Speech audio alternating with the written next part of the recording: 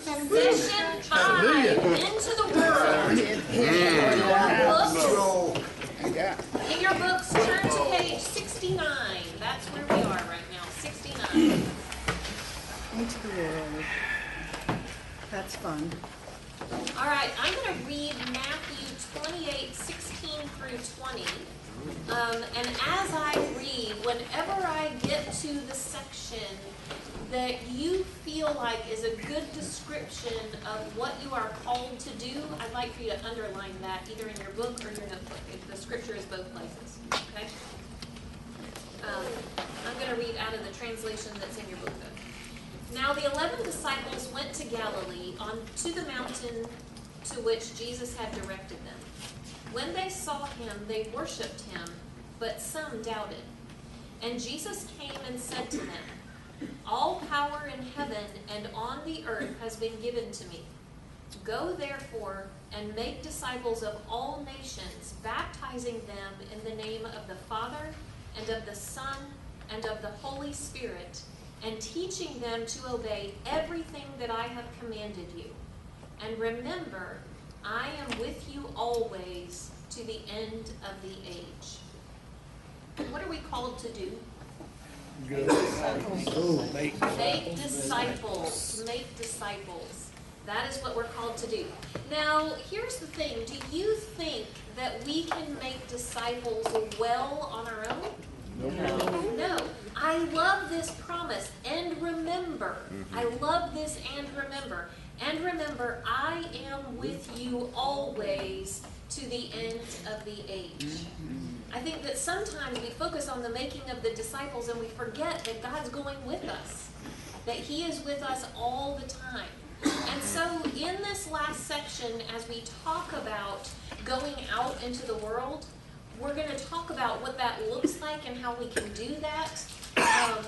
But I want to start with this, and remember I am with you always part, because I think that is so crucial.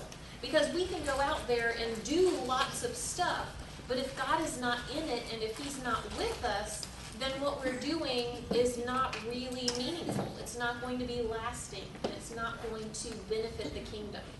And so as we look at what it looks like for us to make sure that God is with us all the time, what we're going to do is talk about some spiritual disciplines that we can incorporate into our own lives to make sure that we are staying connected in God's presence all of the time.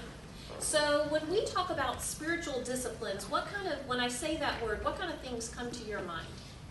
Spiritual disciplines. Being in the Word. All right, reading scripture is a spiritual discipline. Praying, prayer. Quiet time. Fasting, quiet time. Obedience. Obedience. Are all of these things, are all of these disciplines, as we call them, are they the ways that we earn favor from God? No. They are the ways that we invite him, that we open ourselves up to his presence in our life. Sometimes I think that we misconstrue spiritual disciplines and say, well, I need to do all of these things in order that God would whatever, or in order that I would deserve whatever. And spiritual disciplines are not a matter of deserving or earning. It's a matter of putting ourselves in the space, giving God the opportunity to work in and through us wherever we are. And so we're going to look at things like silence and solitude. Did you guys know that that is an actual discipline? Yes. Especially in our busy, busy world today. Silence and solitude. We're going to look at prayer, learning, study, studying scripture, learning things. Sabbath is a spiritual discipline. Observing a regular day of rest and connection with God. Generosity as a spiritual discipline. What does that look like for us to financially be generous? For us to be generous with our time and our energy and our talents. Have you guys ever thought about the fact that play and enjoyment can be spiritual disciplines? Yes. Oh, man. Especially children. You kidding? Absolutely. But for all of us, we have been given the gift of enjoying this beautiful world that God has created for us, and oh my goodness, we need to take advantage of that. So what do we do for play? Where do we have fun? And how is God in the midst of that? Ministry and mission, our service, whether it's inside the church, whether it's to the people in the church, or whether it's to the people outside the church. What does that look like as a spiritual discipline?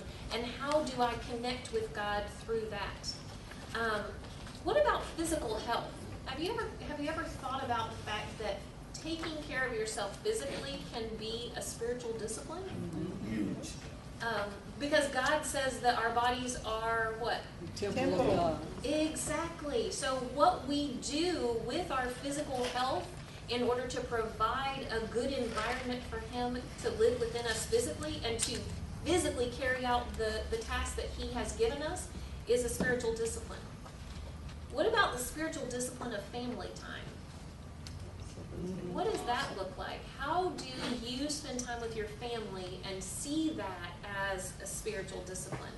And then finally, what about the spiritual discipline of community and authentic relationships? Community, spending time with other people that are also on the same spiritual journey that we are on. What does that look like in terms of providing an environment for you to connect with God? So here's what we're going to do. We are going to spend a little bit of time thinking about how we individually connect with God through these spiritual disciplines, okay? So on the corner of your table is a stack of papers just like these. And what I'd like for you guys to do is divide this stack up so all of the papers are distributed. Some of you guys might get exactly 2, some of you guys might get 3.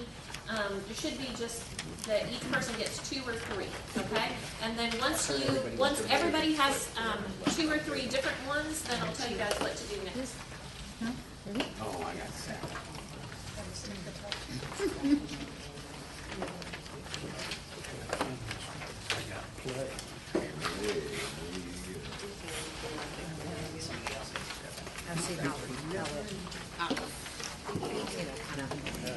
All right, so does everybody have 2 or 3 papers? So what are we supposed to do now? All right, so here's what you're doing. Once you have your 2 papers, we are going to take a moment to do an activity that is called brain writing. How many of you guys have ever done brainstorming? Where you throw out lots of ideas? Well, brain writing is the same kind of thing, only you're just going to be writing things down instead of verbally calling them out, okay?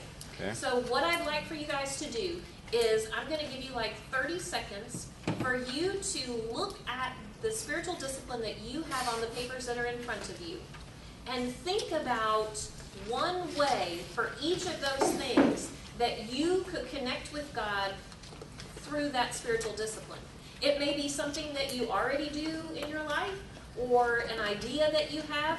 If you cannot think of a way to connect with God as you play or as you spend time with your family, then just skip it because we're going to keep moving, okay? And what we're going to do is every 30 seconds, 20 or 30 seconds, I'm going to say pass to the left, and you guys are going to pass both of your or all 3 of your papers to the left, and then that person, you're going to have new ones that you're thinking of, okay? And then we're going to pass to the left, pass to the left. We're going to do that 5 times for my 2 tables that have 5 people in it. So those of you with 4 people, you get just an extra time with your paper, okay? But that's not fair. So you guys, what I always tell my kids is fair is not equal. Howdy. All right, let's move on to our next step.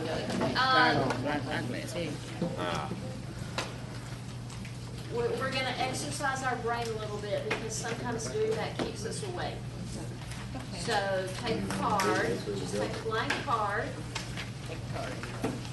And don't write anything down until you've heard all the instructions. Okay. These school teachers in the group, you know what I'm saying. I'm going to warn you ahead of time, we're going to do something really difficult. It's called math. Hey. Anybody who serves a church and counts the attendance and reports that on your discipleship forms every month knows that preachers can't count. Because I can't tell you how many times I've had a preacher call me and say, the discipleship form, I've just moved to a new church and the discipleship form says there are 150 people in worship and I've only got 75. What happened to the rest of them? Preachers have trouble counting. Pick a number, a 3-digit number. It can have a 0 in the number, but it can't be a mirror image. Like it can't be 232 or 343 or something like that. A 3-digit number and write it down.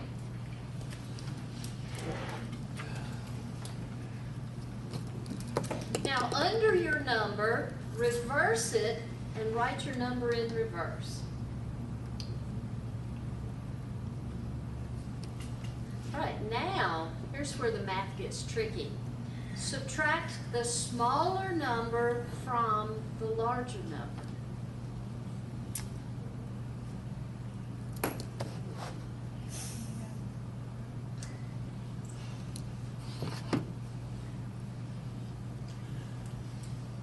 Got it? No. No? We're used to calculators. I hear you. You know, I grew up in the time when they wouldn't let you take a calculator into math class because you had to know how to do it yourself. Yeah, that's exactly right. Okay. 99. It's 99. All right, you got your number. You got your number. You've reversed it. You've subtracted the smaller from the larger. Do you have a 3-digit number? Yes. If you do, you have a 2-digit number. Yes. If you have a 2-digit number, put a 0 in front of your number. Okay? Now write that number, including the 0, on the back of your card. Whatever your number was, write it in. Now we're going to do this again. Reverse your number and add those two numbers. The one on the back of the card? The one on the back of the card. Reverse your number and add those two numbers.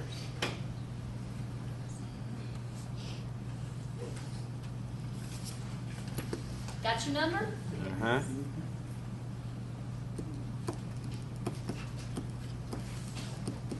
Oh, my goodness. Is that what everybody got? How did they do that? What'd you get? She knew that because Ann had it written out. She knew that.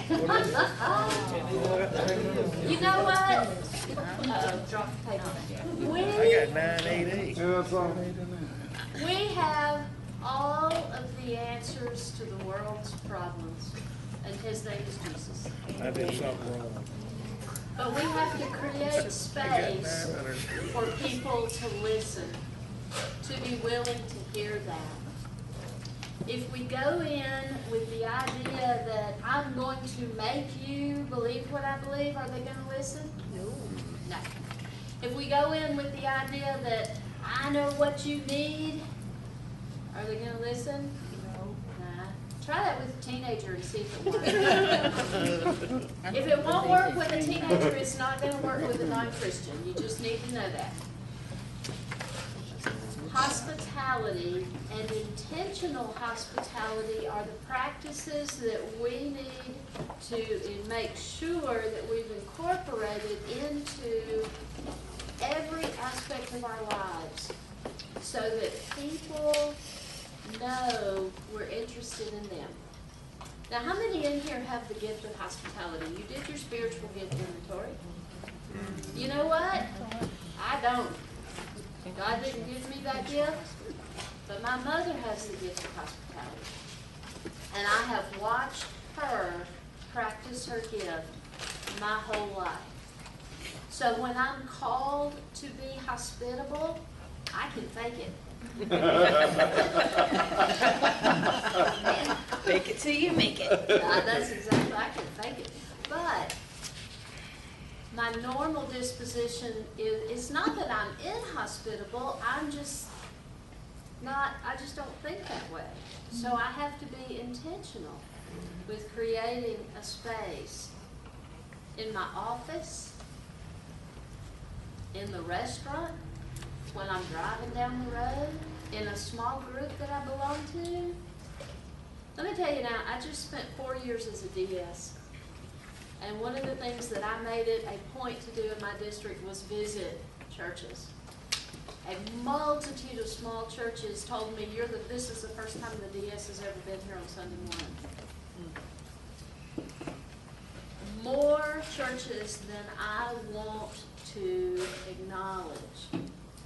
Now, we're going to small churches in the Southwest District. We're going to churches all over the Southwest District. My husband and I have been in church for years. We dress like we're coming to church.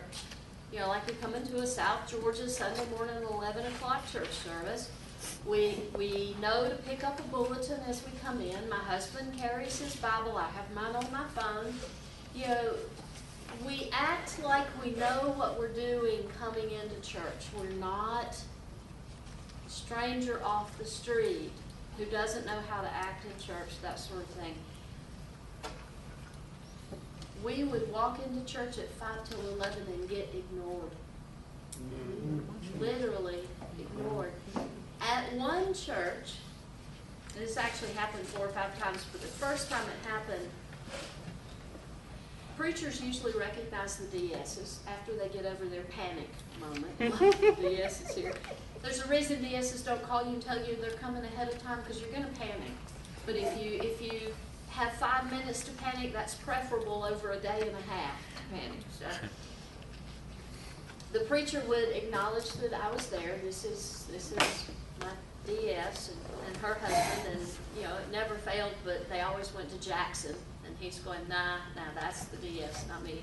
What part of her husband did you? I mean, we had people come up to us and say, if I had known you were the DS, I would have come to speak to you. Is that a hospitable church? No. If I ask them, do you think you're a hospitable church, what would they say? Yes. Because we're friendly to each other. At least you didn't get asked to move because you were sitting in your spot. Well, we usually either went to the very back row or the very front Oh, row, okay. and so we were usually pretty good. If we walked in and there were some people on the back row, we'd go all the way down to about the second row, because nobody ever wanted to sit. Nobody wants to sit that close to the front.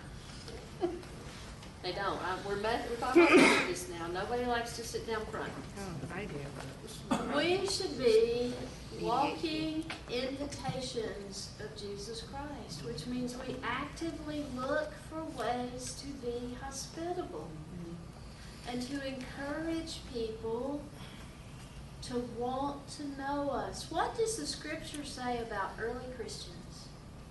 It says that they had such a countenance about themselves that people wanted to know them. They looked after each other so well that people wanted to know what was going on, and they were welcomed when they came in. We have to create that sense of hospitality. What characteristics are evident in a person who embraces a culture of hospitality? A smile. Oh my goodness. Imagine that. Smiling in church. What a novel idea. Care. What? Genuine care. Yeah. And do you think they can tell if you really care? Yes, ma'am. Yes, ma'am. Absolutely. Yes, ma'am. How many people want young adults between 20 and 40 in your church? Everybody raise your hands. Come on, that's how many people? There you go. They can smell a deception a mile Yes, away. ma'am. If you don't really care, you're not going to get young people. What other characteristics of hospitality? No walls. No walls? Define that. No barriers for the person getting to who you really are. You're not throwing up barriers between you and them. You're open to them. You're not holding them off. Yeah, exactly. Graciousness. Graciousness, Being open to everyone. being open to everyone. A good cup of coffee. That helps. That helps. A donut helps too. If you come to church on Sunday, you have a donut for you. We have Introducing. There cafe. you go. That helps. And someone who is not going to care that you might get a crumb will regard Yes, Oh, yeah. Let me tell you two stories, two quick stories. My brother-in-law is a preacher in another small denomination, and the denomination he's part of, and I'm not going to name it because if I did, you would recognize the name. They had a church notice that word, had a church outside of Charleston in a rural area, and Charleston started to grow, and that area began to develop, and neighborhoods and all that. Y'all know what I'm talking about, neighborhoods growing up and all that. So the church asked for a young preacher, because we all know that young preachers are the antidote to everything. And so the young preacher came in, and families began to come to the church, and they discovered that there was a need in the community for childcare. So they opened a daycare, and more families came, and children came, and the church grew exponentially. Would y'all be happy with that? Yes. Yes. Beautiful problem. The people who had been in the church to start with, who asked for the young pastor to reach all those families who were growing in, who were coming in, they didn't really want a young pastor. They wanted people who looked just like them. They got unhappy because all these children in the daycare kept the carpet dirty. So they started complaining. And the church leadership voted to close the daycare. And all the families were away.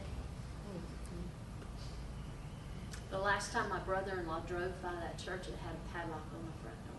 Kill the church. Was that hospitable? I bet those carpets are real dirty now. Yeah, well, no, the carpet is pristine now. It's perfect. Well, might be dusty. Yeah, there's nobody to walk on it now. Yeah. That's not hospitable. Church is not about me. Personal vendetta. It's not about you. It's about creating a space where people who don't know Christ can come in and get to know Him. How do you get people to understand that? That is really, we were talking I've about it on the ride been here. preaching it for 20 years. You just keep saying it, and you keep praying that some little chink will happen in their hearts so that can begin to get in. Because I don't have a good answer to that question. If I did, I wouldn't sell it, I'd give it away. The church is about creating space for others to come in. And we fail miserably Yes. at that in the majority of our churches. And I tell you another story. I went to Rwanda last year. We were there 2 Sundays purposefully so we could worship in several churches. The first church was a big brick building with windows and only half of a concrete floor because the congregation couldn't yet afford to put concrete down over the whole floor. No air conditioning, no pews, no benches, no nothing. You either stood up or you sat on either the dirt, the concrete that was there, or the floor. These people knew that we were coming, and when the bus that we were on turned down the little lane, they poured out of the church and lined the lane, and they sang and they clapped. And when we walked through the door, they hugged us and they offered us water, and they brought chairs from homes so that we could sit. Do you think I'd go back to that church? Yes, ma'am. Yes. In a heartbeat. The next church we went to that day, now the first church we went to, church was supposed to start at 10, but we had to go have tea at the preacher's house, and then we got back, and so church didn't start until 11, and it lasted till about 1 o'clock, and then we had to go have dinner at the preacher's house, and we were due at the next church at 2. We got to the next church at 3:30. We're talking Africa. It was hot. They were in a building very similar, brick walls, glass windows that everyone was open, doors were open. This church did have no concrete on the floor, but gravel, but they did have some handmade benches, so people were sitting on no backs, just a bench, like a picnic table bench. They had been waiting on us an hour and a half. In America, you wait on a group of visitors for an hour and a half, you're not there when they get there. You've done long gone home. When they saw our bus pulling up, again, they poured out of the church. They had tambourines, they had drums, they were playing, they were singing. Would you go back to a church that welcomed you like that? Yeah, absolutely.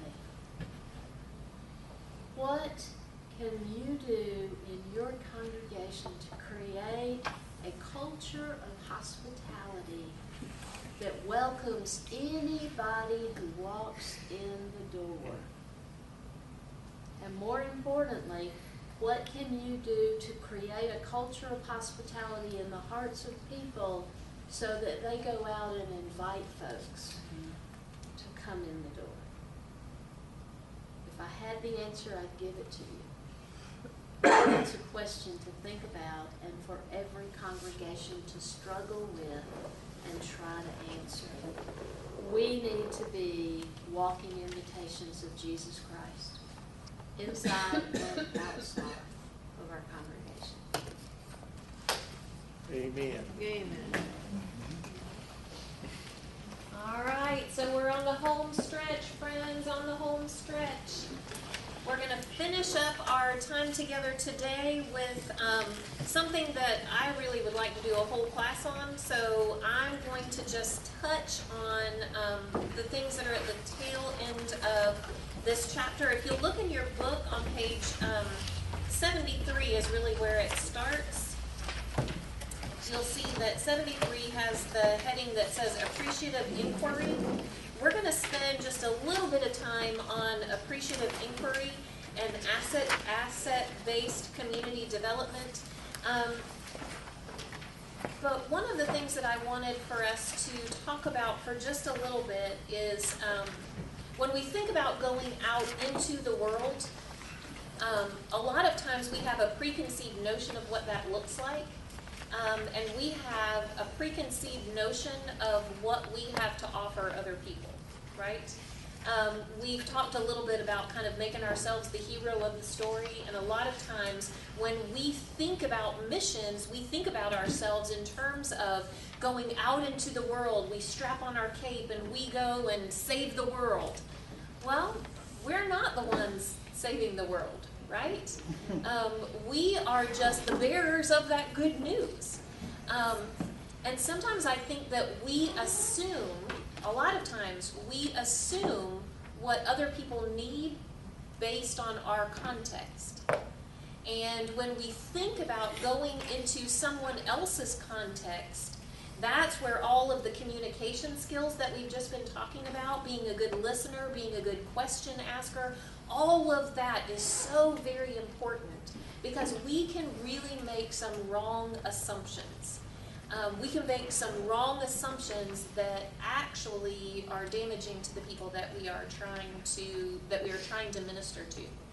So one of our mission partners here at the chapel is an organization called Much Ministries, which is in Haiti.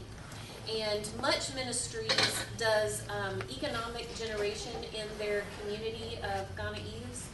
And the founders of Much Ministries are Beaver and Kathy Brooks. And we had the opportunity to go down when we were thinking about partnering with Much. We took a small group of people down there just to investigate and ask questions and see what they do.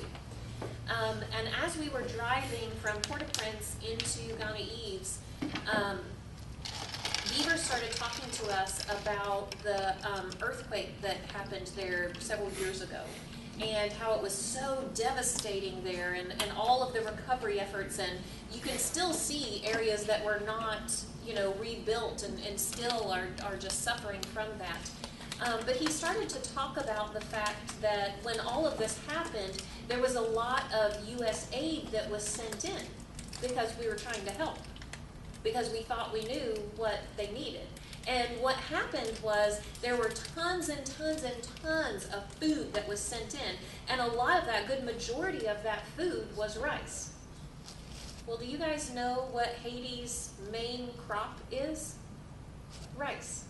So not only did the earthquake devastate Haiti, our aid devastated Haiti's economy.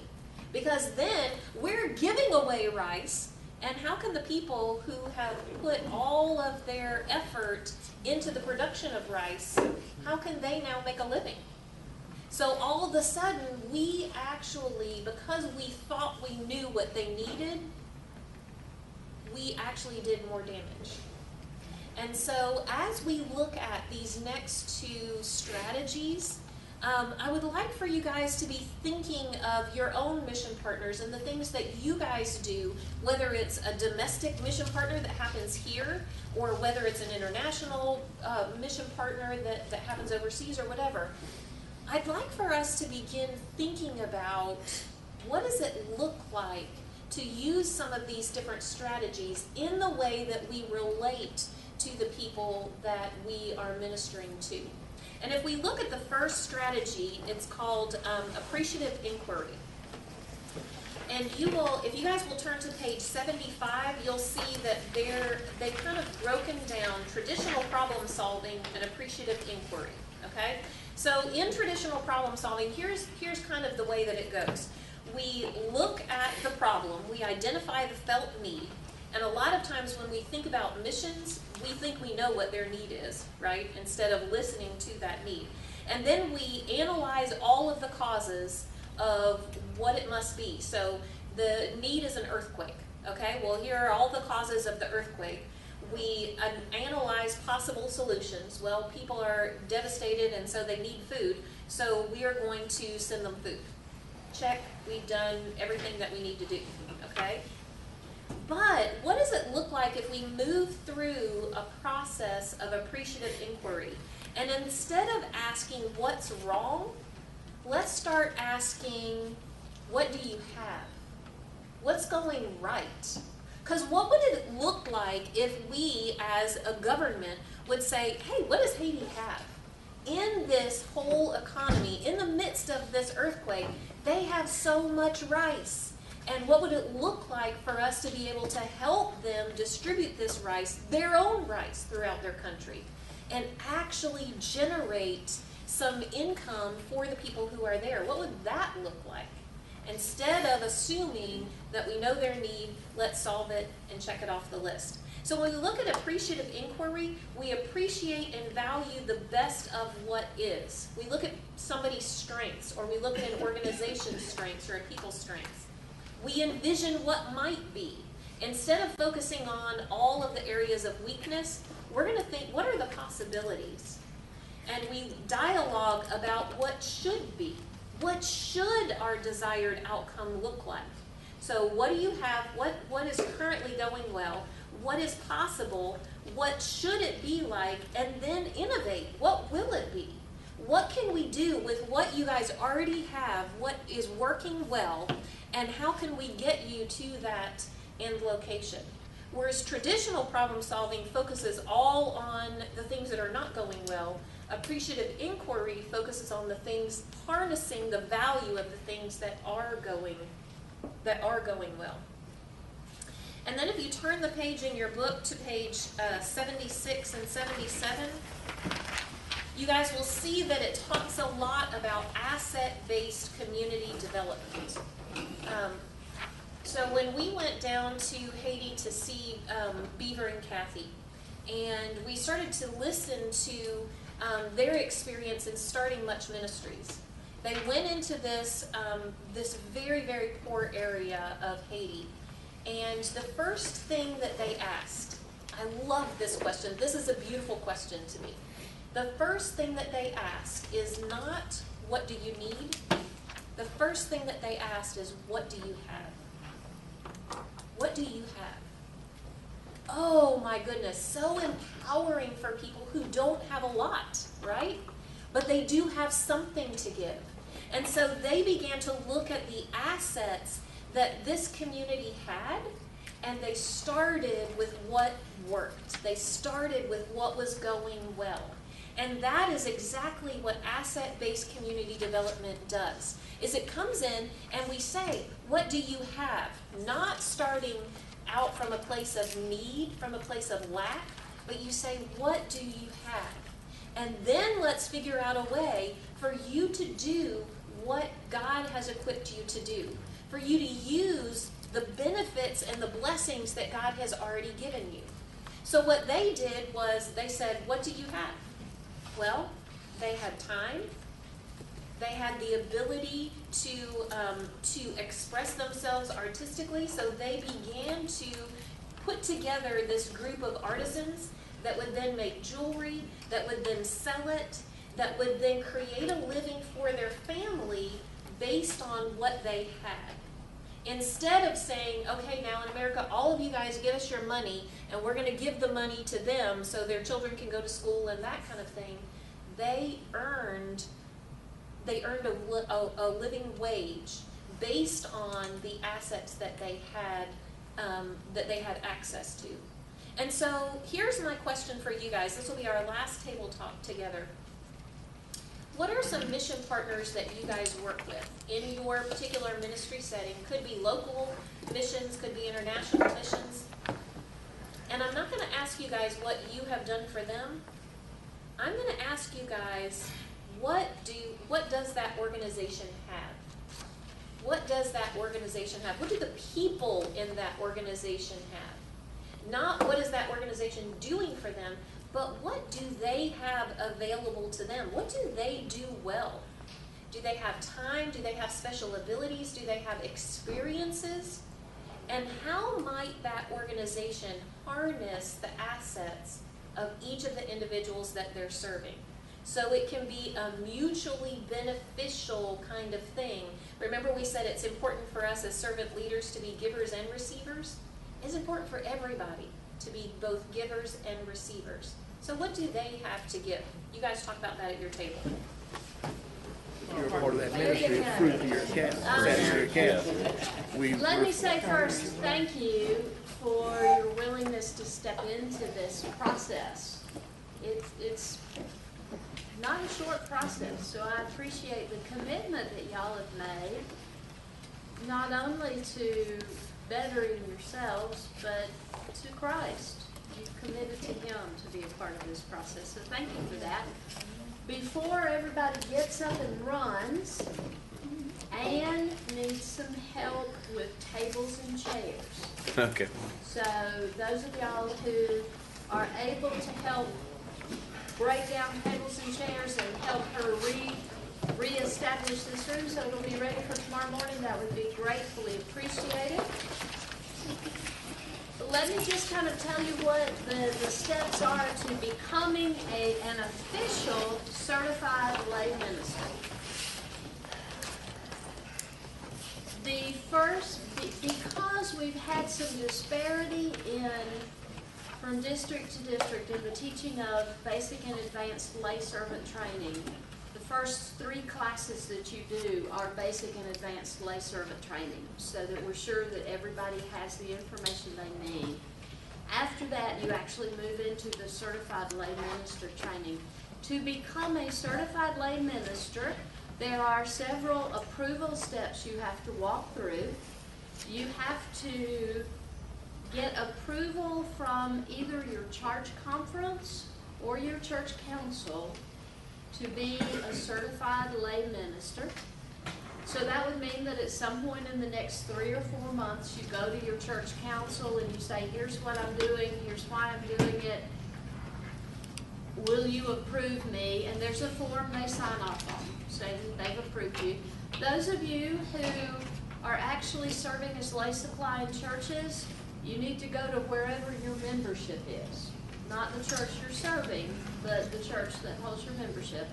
And that church council needs to approve you.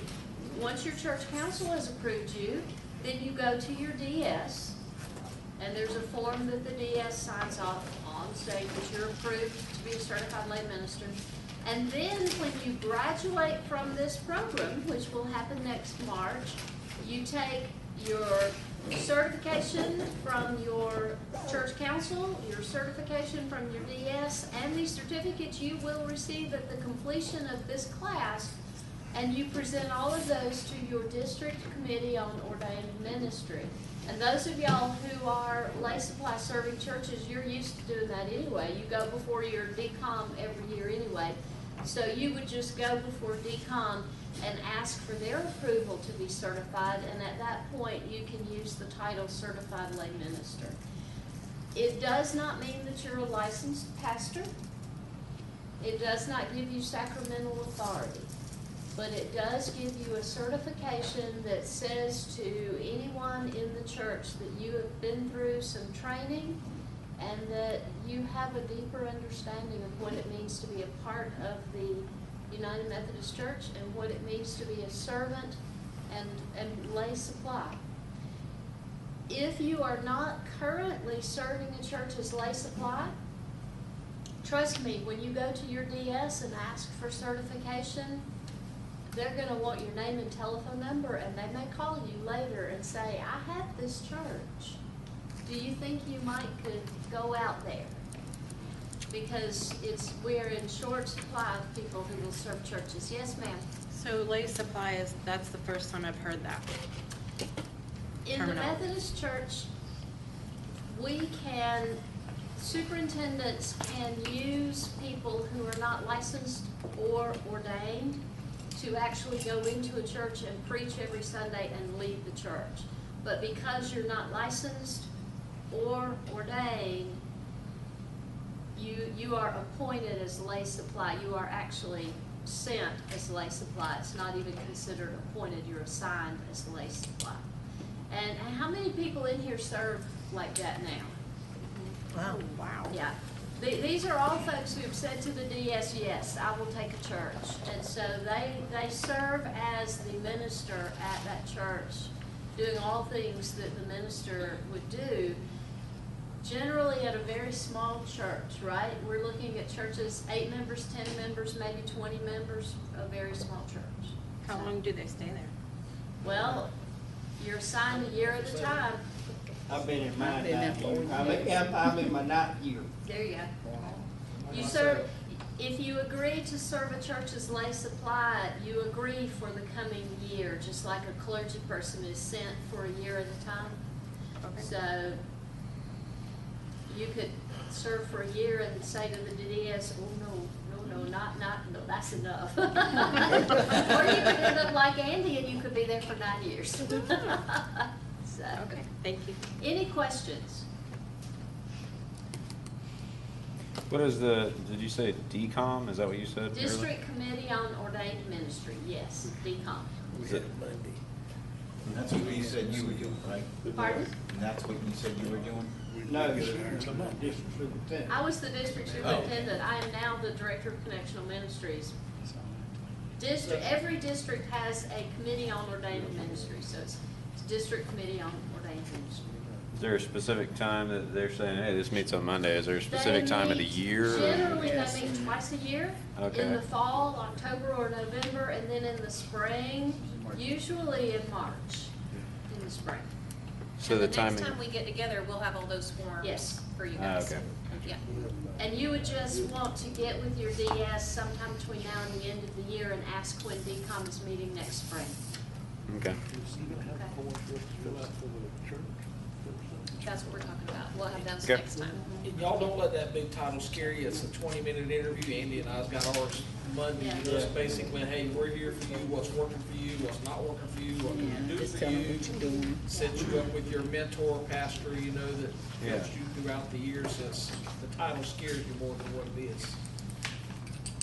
Okay? Great. Any other questions? All right, well, we are done. Yay! Let me pray before y'all go. Before y'all go, let's pray. Gracious God, Heavenly Father, you called all of us to serve you, and that is such an amazing thing, that you would think that there's anything that we could do that would benefit your kingdom.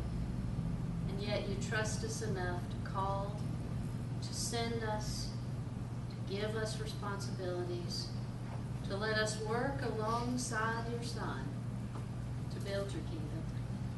Help us understand what an amazing thing that is. And then give us the strength of your Holy Spirit and the courage to go out and do what you're calling us to do.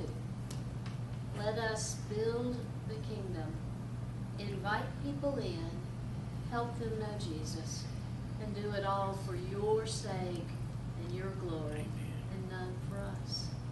We make this prayer in Jesus' name. Amen.